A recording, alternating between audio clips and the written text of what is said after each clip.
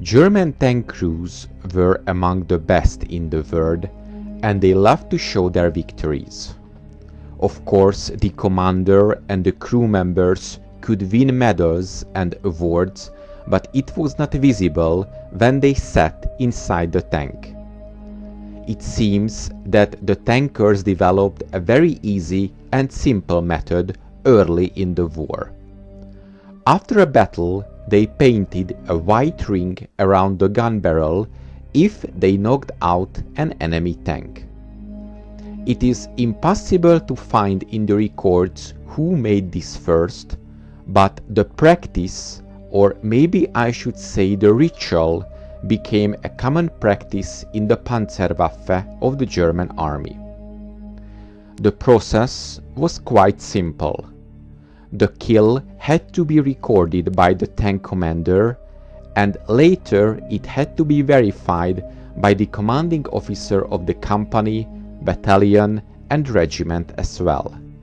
Then, and only then, was the crew allowed to paint the ring.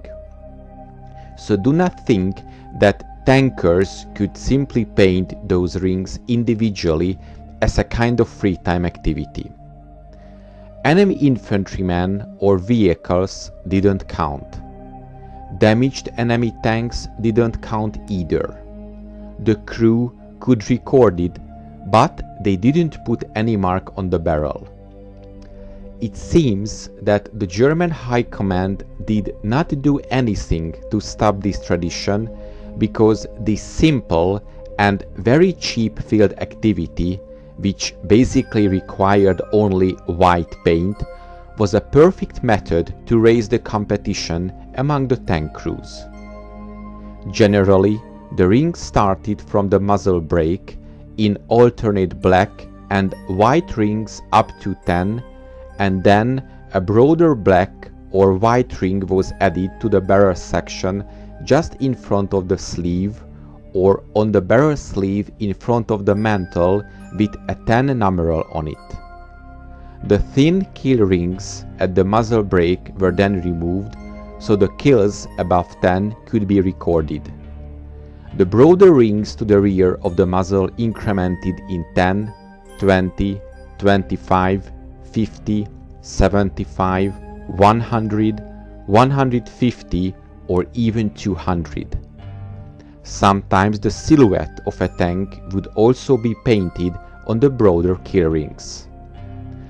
German tank crews were the first, but not the only ones, who practiced this tradition. Self-propelled gun crews and anti-aircraft gun crews did the same. It was a German ritual at first, but later it was adopted by other nations. For example, the Finnish and Hungarian tankers painted also white rings around the barrel of their gun to show how many enemy tanks they knocked out in combat. It's quite obvious that on the Eastern Front, where the tank divisions of the Axis nations fought together, sooner or later started to copy the German practices. It is interesting to note that such marks were less common in the Allied armies in the first part of the war. However, from 1944 in Europe, after the heavy battles in France, the Allied tankers started to use similar paintwork on their tanks and gun barrels.